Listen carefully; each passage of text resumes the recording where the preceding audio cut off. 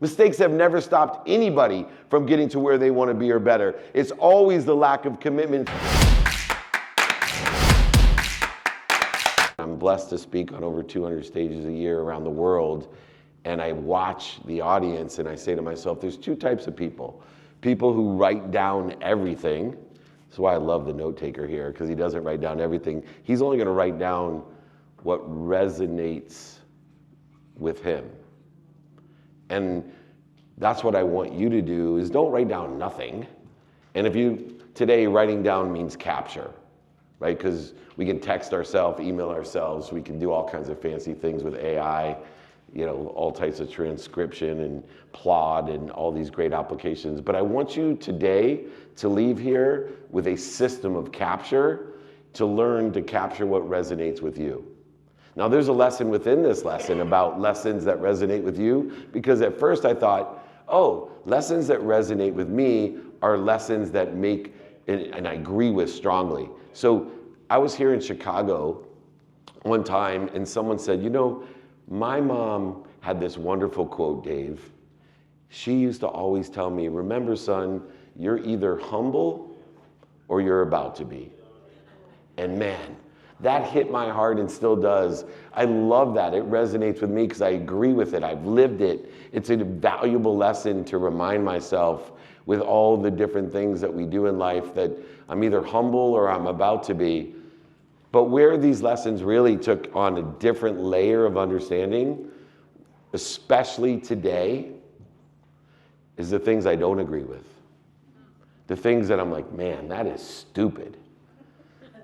I can't believe somebody would think that. I can't believe they would love that person. This is, how can they? And then I realized, wait a second, that's the most valuable lesson. And so I capture the things that I disagree with most, that burn my soul, that I think is the idiotic, most stupid thing ever, and I find out why I feel that way. And I learn the most valuable lessons, because I believe in DAI, diversity, appreciation, and inclusion. I don't believe any of us are equal. Look around, doesn't look like any of us are the same. Somebody said in the Breakfast of Champions breakfast, you're the only one with this. So if we're not the same, then we're not equal. My mom had 6 kids, raised them herself, 2nd grade teacher, packed my dinner in a paper bag, filled up greeting card turnstiles at convenience stores just so I could eat. And people, and they're amazing. I watched yesterday and I listened to them eulogize my mom, and I'm like, wow, my siblings are amazing people. How is that? And I used to say, Mom, I have 4 kids of my own. How did you treat all your kids equally? The way, she's like, I didn't treat you equal. I treated you differently for what you needed to get you to where you wanted to be or better. Not the same. So what resonates with you today, I want you to make sure that when I say something really stupid, when I say something that just is, you're looking at it going, I do not agree with David Meltzer, then also please capture that and thank me for being such an idiot. Does that sound fair? All right, well, I was telling you about my mom, and she had great impact on my life, obviously. And my mom taught me the desire to be what I must be, which is the common denominator of all champions. It's the common denominator of all the people that are passionate, purposeful, and profitable in their lives. And so I pursued my potential with that desire that I must be what I can be. But like anyone else, when they're young, we pick the wrong things. You see, there's a formula I learned from running Lee Steinberg Sports Entertainment, that notable sports agency, is that there's a difference between skills, knowledge, and desire. And that a lot of times, especially when we're younger, but even when we're older, we're not aligning our skills and knowledge to 3 things.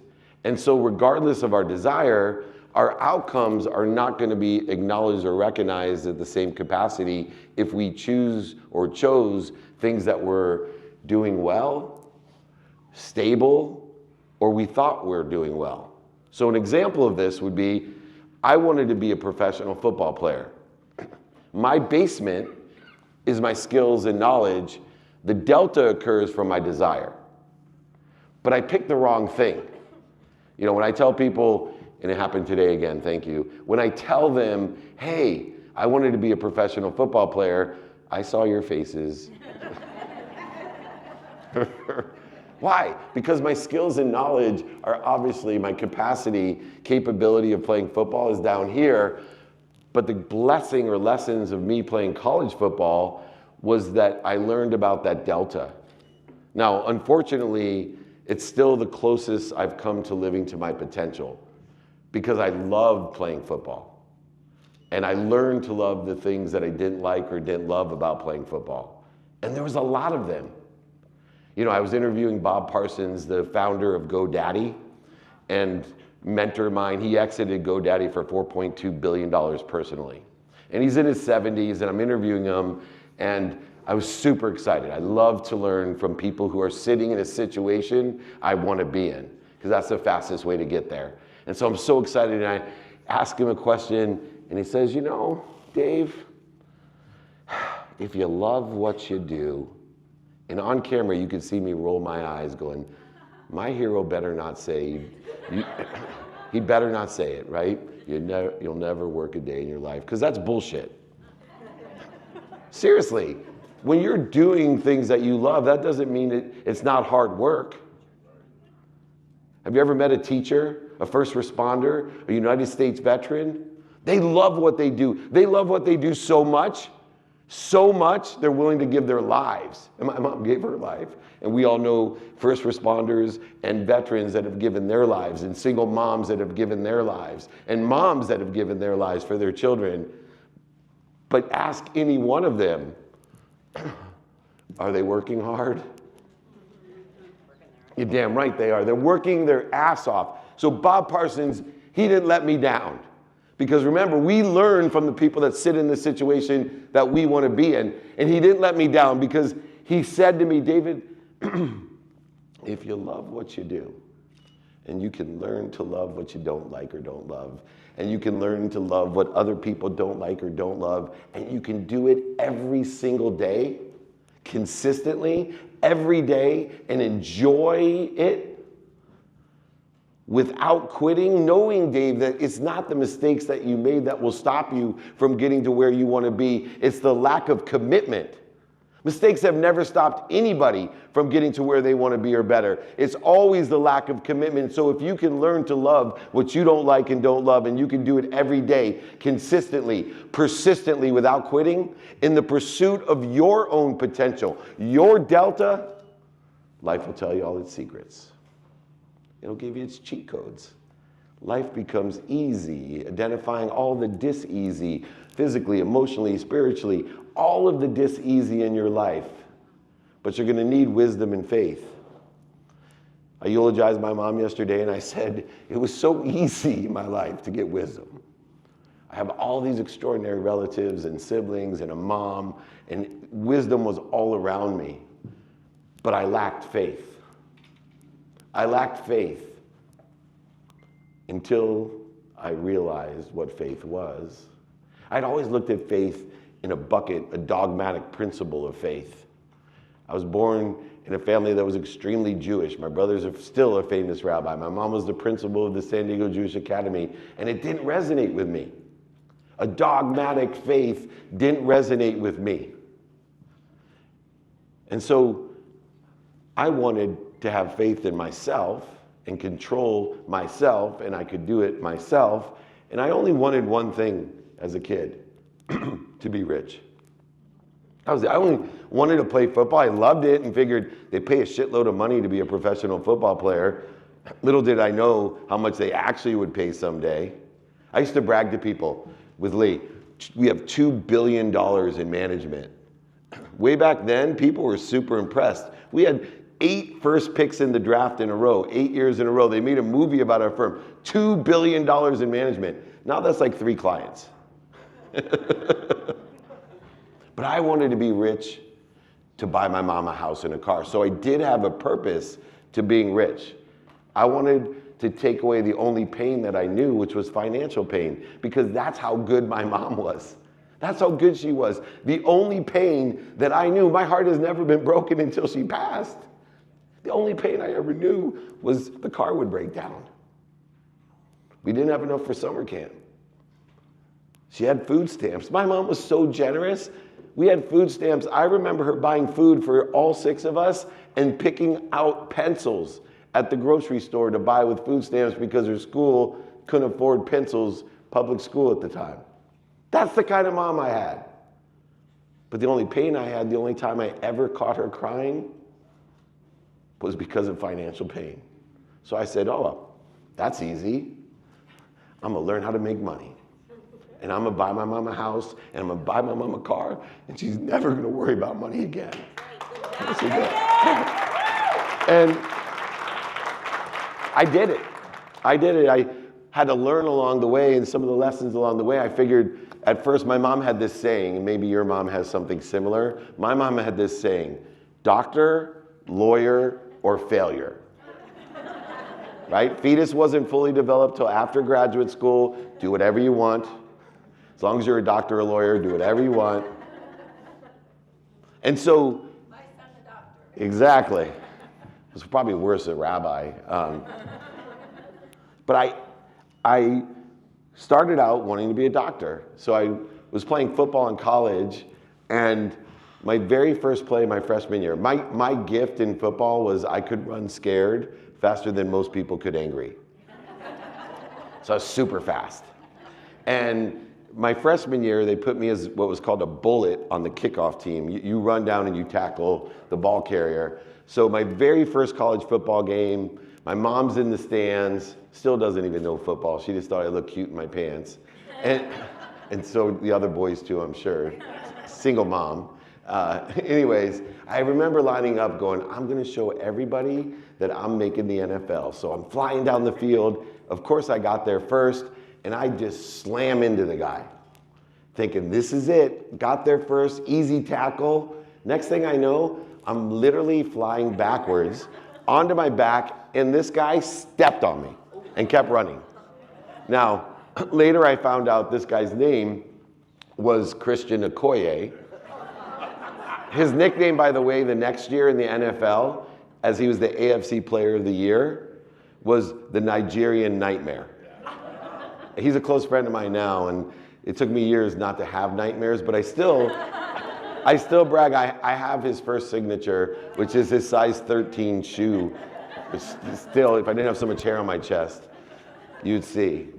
So the Nigerian Nightmare, I remember lying on my back saying, doctor, lawyer, or failure. So I was pre-med.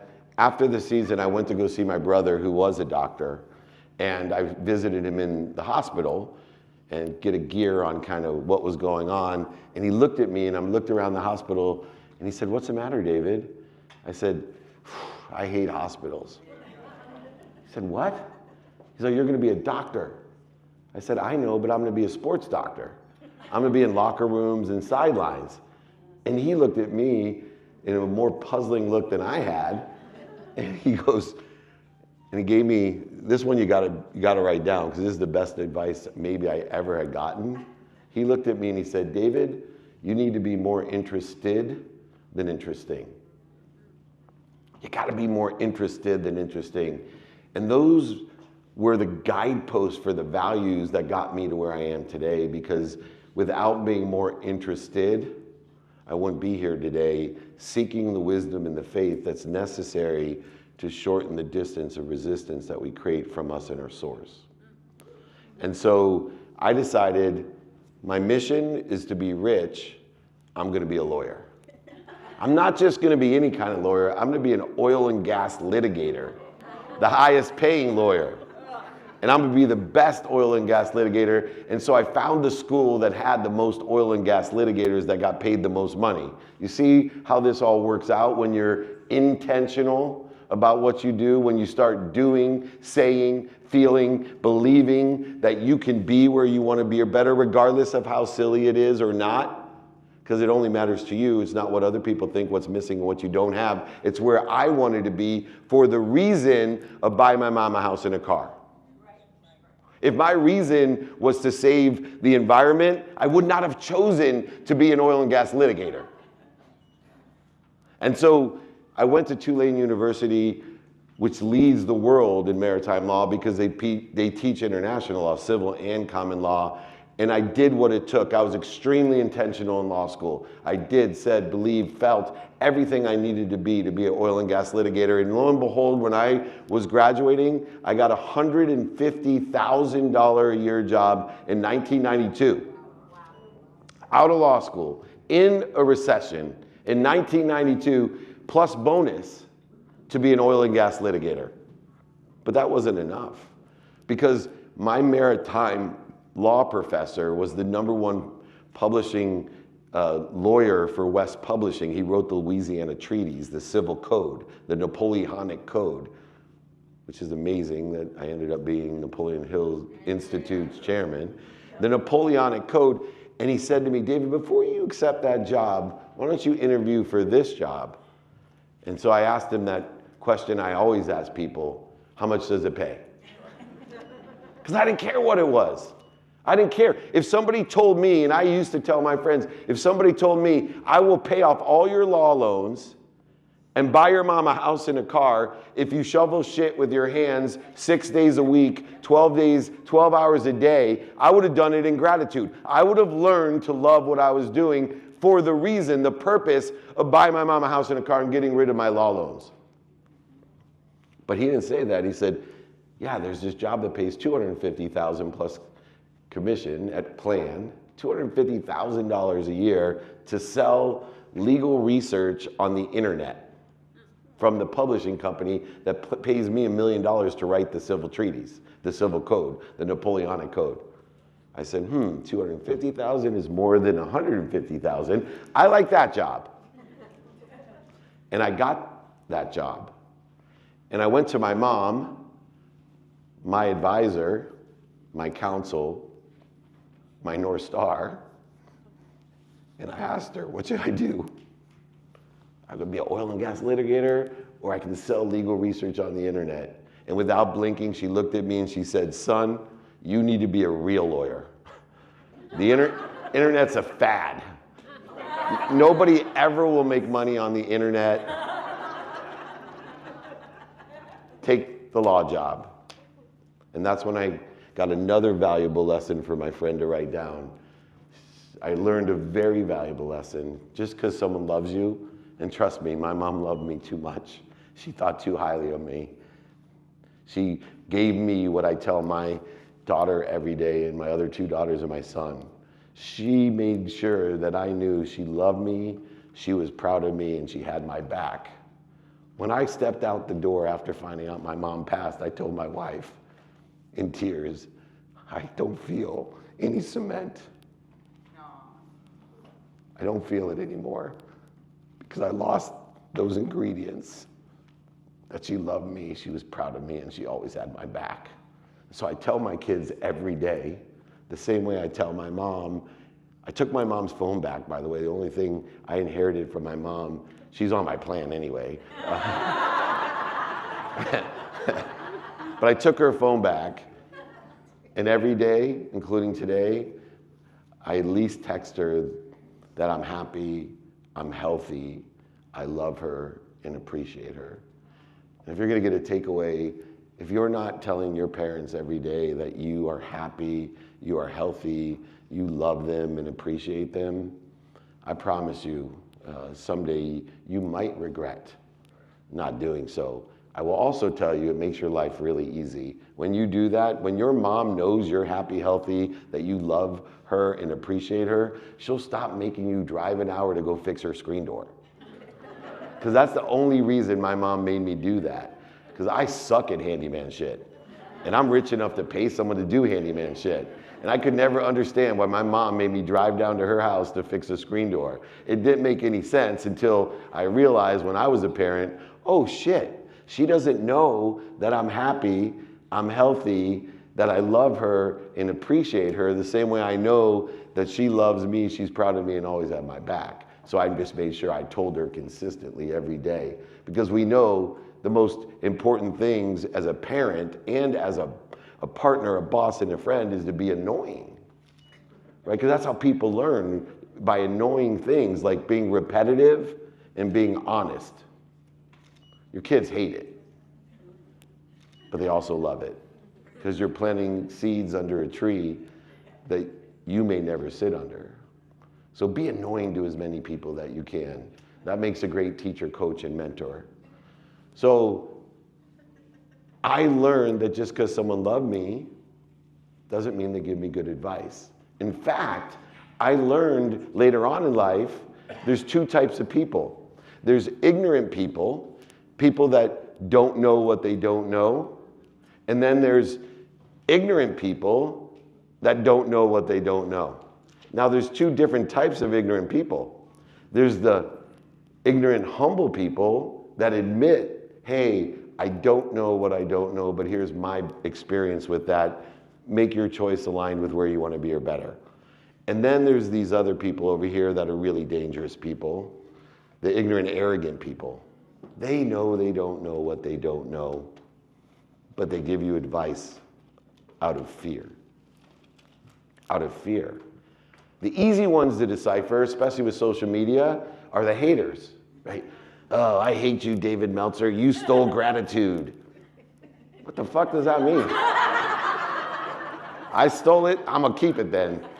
Steal it from me, fucking idiot. But that's easy. That's easy, right? Every one of those idiots on my social media, I give them my straight out cell phone number. As I will to you, whether you hate me or love me, I will do it. Get your pens out. This is my cell phone. If you need help, call me and leave me a voicemail. 858-688-3294. That is not the text number I give on Clubhouse and everywhere else that you can get invited to all the cool shit with the cool people. That's different. That's a community, a text community. It's a marketing tool to get you, elevate your awareness. This is my cell phone to help you. Leave me a message. I will get back to you personally. That is my real cell phone, right, Mia? Call it more often, goddammit. She texts too much. But these ignorant, arrogant people, what I learned later on in life, it wasn't the haters, right? The people that are literally creating an energy suck. The people that, these are the people that I want them to think I am instead of I am. See, those haters make me realize who I am. I need unsubscribers to remind me who I am, that I'm on my right path, because if everybody is not commenting that I'm not, I am. I need people that say, I love Dave Meltzer no matter what he says. He's at my frequency. He's at the 528, the 432, the megahertz that I'm vibrating at. Or I hate that mofo because he stole gratitude. But those aren't the people that scare me. The people that scare me are the ones who give me advice out of fear, who love me the most. Like my mom. Think about it. Why do we have to take a double take on the people that love us the most, the friends, the family that love us the most? Why should we take a double take on it? Because most of our friends and family, if you have the right ones, they're more afraid for you than they are for themselves. Yeah. So they're going to give you advice to keep you safe. So they're going to tell you, don't do this. Be a lawyer. Go to college. Do this. They don't know. Remember, there's only two types of people. If you're a faith-based person, you know there's only two types of people. Ignorant people and ignorant people. We don't know what we don't know. My whole faith is based off of the fact that when there's no evidence at all for my human intellect, when there's no evidence or the evidence is contrary to where I want to be, that I have faith that that's putting me, promoting me, protecting me, and perfecting me to where I'm supposed to be. Within my journey, which I'll tell you, imagine losing everything, over $100 million, and having to tell your mom the only reason you wanted to be rich was to buy her a house, that you had lost everything, including her home, and she had to move. There was no evidence that I was where I wanted to be or better. There was only contrary evidence that I was going to get to where I wanted to be or better. But I knew by the look on my mom's face that eventually the evidence would reveal itself, that I would be saved with a revelation that wisdom and faith will shorten the distance of resistance I was giving my life by surrounding myself with the wrong people and the wrong ideas. Because when I told my mom that I had lost everything, tears coming down my face, and her only concern is, are you okay? Are the kids okay? Is your wife okay? And I said to her, no, I lost your home. You need to move. She said, oh, do you need some money? I said, no, you're not listening, Mom. I lost your home. You need to move. Why is God punishing me, Mom? You told me that I'm protected, promoted, loved, and perfected. How can this happen to me? I don't believe in God. And she smirked at me. Oh, sweetheart, you believe in God. You just believe in the wrong God. Protected, promoted, loved, and perfected. My eulogy was about protected, promoted, loved, and perfected, because my faith was derived from the fact that in order to live my life in protection, promotion, love, and perfection, I just couldn't rely on my mom. And it was cemented yesterday because I had to believe in something bigger than me. If I was going to be a resource to over 1 billion people, to make a lot of money, help a lot of people, and have a lot of fun, if I was going to be a resource, I needed a source that was omniscient, all-knowing. I needed a source that is all-powerful, that loved me more than my mom. And when I realized I have that, my life has changed forever. So despite my mom telling me to be a real lawyer, I took the sales job. 9 months out of law school, despite Justice Scalia in my 2nd month of my job when I got to show Westlaw in 1992 to the Supreme Court of the United States. My favorite Supreme Court justice, Justice Scalia, said to me after seeing Westlaw on a 9600 baud modem with an XT computer that I wheeled on a luggage cart with a monochrome screen, he looked at me and he said, son, nobody will ever do research on a computer. You need books. Ignorant arrogance, even from our heroes. I see it in AI today all the time. People are more afraid of the things that make us more human. They're so afraid of the things that make, people are afraid, they're afraid of fire. They were afraid of hammers. They were afraid of the internet. They were afraid of cell phones. I laugh at Mark Cuban when he said to me, I'm not gonna allow anybody into the Maverick Center with a cell phone. It'll distract from the NBA and from my team. Ignorant arrogance.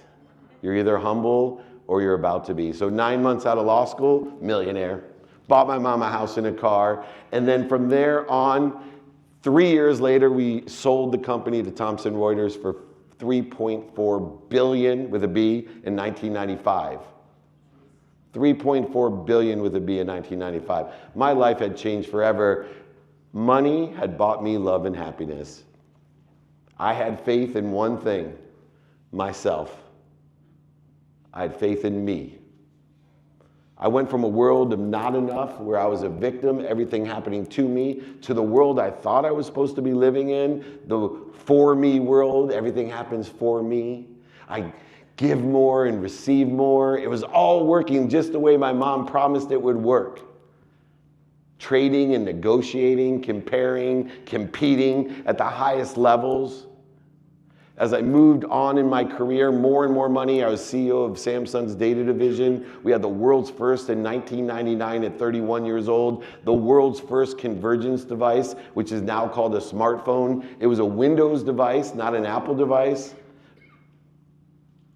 And then, by the stroke of God, I ended up being the CEO of the most notable sports agency in the world. So not only was I worth over $100 million, but now I had access to what billionaires couldn't afford to, the sidelines at the Super Bowl, backstage at the Oscars and the Grammys. Are you kidding me? I married my dream girl from the 4th grade who had hated me since the 6th grade for good reason.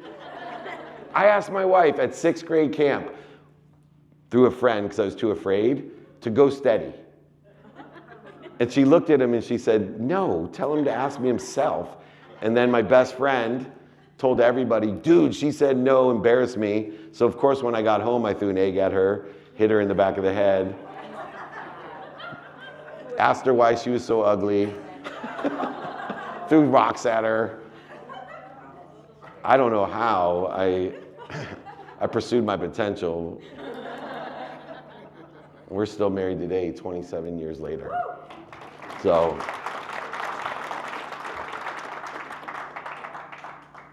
I had the dream life. I had 3 daughters under 10, one of them here today. The next one, smarter, more beautiful, and more kind than the next. I can't even understand. And they don't text me enough. And I had everything. And I woke up in my home in Rancho Santa Fe, running the most notable sports agency in the world, worth over $100 million. And I looked up at the ceiling and I said, oh shit. I knew that I was empty. So I tried to numb that emptiness, giving away money, buying things I didn't need to impress people I didn't like, surrounding myself with the wrong people and the wrong ideas. And my mom warned me, I'm worried about you. My dad sent me a jacket when I was 30 years old, the first present I had gotten him since I was 10 when he forgot my birthday. My real father, he gave me a jacket. I was so excited. I opened it up, it had no pockets. I called him, I'm like, what are you kidding me? You send me a birthday present I can't even wear? He said, son, he said, I'm worried about you. You're just like me. I said, I'm nothing like you, man. You are a liar, a cheater, manipulator, overseller, back-end seller. I fucking hate you. He said, son, this is not to wear. This is to hang in your closet to remind you that you're just like me, that money will not buy you love and happiness. It's not gonna fulfill you. I have lost everything thinking it would. Hang the damn jacket to remind you that you can't take anything with you when you're gone. At 30 years old, on my birthday, my response, fuck you. Ignorant arrogance at its best. Ignorant arrogance at its best. My mom's warning me. My dad, 6 years later, I'm running the most notable sports agency. My best friend, Rob, who asked my wife to go study for me in 6th grade camp, has been by my side through the whole journey. I called him and said, hey man, we're going to the Masters. I got a private jet, Warren Moon, Wayne Gretzky, Joe Montana. We're staying with the Nets jet party. They're sponsoring us. You're coming with me. I'm paying for everything. When do you want to go? I'm not going. What do you mean you're not going? To be honest, Dave, I'm worried about you.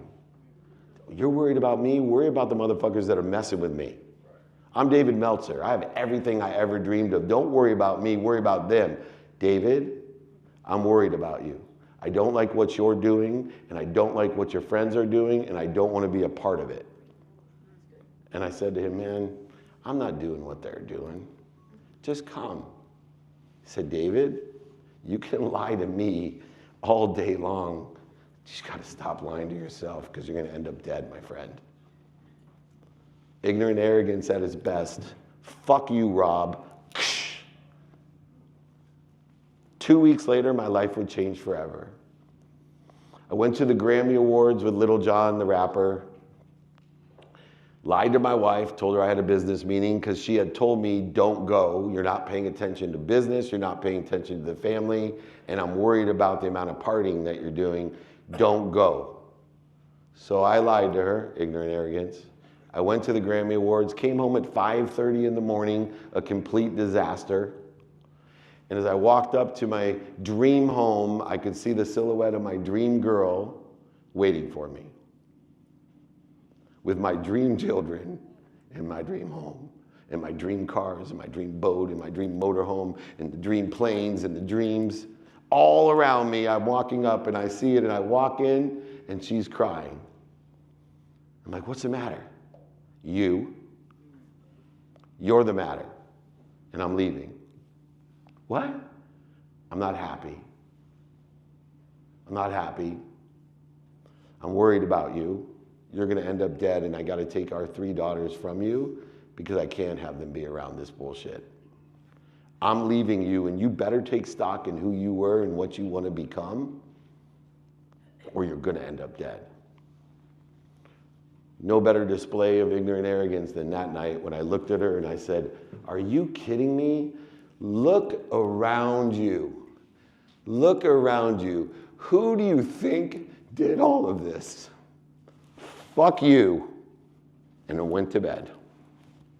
I woke up in the morning more full of hate than I've ever been in my life. Thinking to myself, how am I going to take her joy, her happiness from her? Oh, I know the way that I got it. I'm going to take her money. I know so many great lawyers. I'm going to take her money. I'm going to take my kids. I'm going to take my house, mine. I'm going to take it all because I did this and she can't have any of it, and I'm going to destroy her. And then I looked over into my closet. I only saw one jacket. I hadn't seen it forever. It was staring at me, and I thought to myself, I do not hate my dad. I don't hate my mom. Don't hate my best friend Rob, and I certainly don't hate my wife. I hate myself. I will repeat, I am a liar, a cheater, a manipulator, an overseller, a back-end seller, and I hate myself. And I sat there crying on my bed, thinking about taking stock in who I am. Not what I want people to think I am, who I am. And that's when I came up, I am grateful to give me the perspective to find the light, the love, and the lessons in everything in my life. I am forgiving myself so I can forgive others, to give me ease. I am accountable.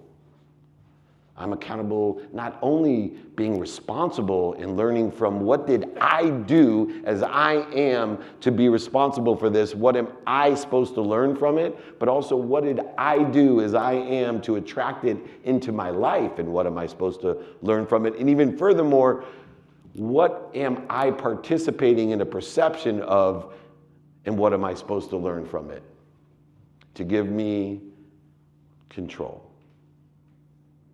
By giving up control, which led me to the fourth value of effective communication. It wasn't just how do I get rid of the dis-ease of effectively communicating with people. It was how do I identify and shorten the distance of resistance or the dis-ease in my life between me and the omniscient and all-powerful that loves me, protects me, promotes me, and perfects me more than my mom. No longer was I worried about this is what I think or this is what I want people to think. It is strictly I am. I am happy. I am healthy. I am wealthy. I am worthy. What am I doing to interfere with it? And what I learned that I was doing to interfere with it is something that everybody does. They react to fear. You see, I've spent millions of dollars on therapy, millions of dollars on personal development, trying to figure out what I'm afraid of. I can tell you I'm still on that journey, but I've realized it's too big. I'll never figure it out. I'll enjoy the process of learning what I'm afraid of or thinking about what past lives have caused me trauma, what the womb trauma is, my infant trauma, toddler trauma, tween trauma, my teen trauma, my 20s, 30s, 40s, and 50s, and I'm looking forward to my 60s trauma. And trying to figure out what I'm afraid of. But I've learned one thing that's helped me understand this idea of I am, what am I doing to interfere with it? We have something better. How do I react to that fear? Because the fear is omnipresent. The fear will, no matter how much money you have, how happy you are, how big you think anything, how close you are to your, it doesn't matter. Pain will be there and fear will be there every single day. But God gave us a gift, our reaction to fear. You don't need any therapy to know when you're pissed off. You don't need any therapy to know when you're worried, angry, separate, inferior, superior, anxious, frustrated, guilty, resentful. And I promise you, when you're reacting to fear in these trajectories in these directions, you are interfering with your source. You are less of a resource than your source. No matter what religion, philosophy, spirituality, or theories you believe in, you need to believe in I am. I am a resource here. I have been given a body, and I'm here to learn lessons, and the lessons will keep on coming until I learn them. And the best way to learn more lessons and get to where I want to be or better, to live in my divine direction, is to make the detours divine as well. Make the detours divine as well by understanding the clues and the patterns of how you react to fear with a need to be right, a need to be offended. Shorten the distance of resistance, not only seeking wisdom by asking for help, but more importantly, having faith there's something bigger than you that loves you, protects you, promotes you, and perfects you more than your mom. And unlike our moms, it's omniscient, it's all-knowing, no ignorance, and all-powerful. Imagine, I tell people all the time, they're like, how the hell are you here with this much energy? You're 57 years old, you're not a physical specimen lifting 600 pounds, running marathons. How do you have so much energy? I'll tell you what I'm really good at, not interfering with it. That's how I have so much energy. I'm just really good at not interfering with the same energy we all have. We all have the same amount of energy. What are you doing to interfere with it? Learn to understand what you do to react to your fear to accelerate in the wrong direction. Instead, I'm going to give you the secret, and then I'm going to take some questions. When your mind, body, and soul are on fire, it's obvious and instant. When you're mad, resentful, angry, separate, you will know instantly. You don't got to call the therapist. Don't out-logic it, out-reason it. It doesn't work. They're two different frequencies. Emotions and logics, they don't talk to each other. Intellect, intuition, and inspiration all have their own frequency. What I want you to do next time is make it easy. So don't try to go over it, under it, through it, around it. Stop lying to it, cheating it, manipulating it, and denying it. When you have resistance in your life, when you react to fear in direction or trajectory not aligned with where you want to be or better, stop. When your mind, body, and soul are on fire, stop. Don't resist it anymore. Just stop. Breathe through your nose, out through your mouth, drop. Drop to center, to ease. And what I want you to do is to remind with the source. Recollect with your source. Remember your source. Because one of the rules of being human is not only you're given a body and life is about lessons, they'll keep on coming until you learn it, but you will forget every goddamn lesson you've ever learned. But here's what's great about these lessons. You know what the last rule of being human is? You can always remember them. And now we have more technologies to assist us in remembering our source.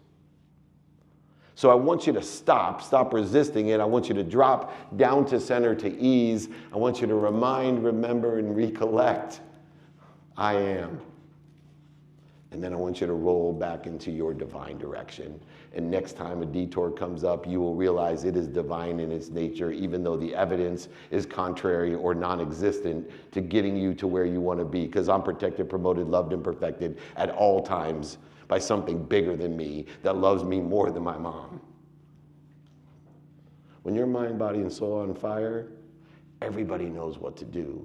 You got to stop, you got to drop, and you got to roll. And I promise you, if we can all together remind, remember, and recollect with our source, we will live in appreciation. We will be one. We will have an infinite, unified system of thought in order to create abundance, more than enough of everything for everyone. You and I will all make more money, help more people, and have more fun than we've ever imagined. And if you do that, I promise you, you will be happy, joyful, passionate, purposeful, and profitable, and so will I. God bless you. Thank you for honoring me and honoring my mom.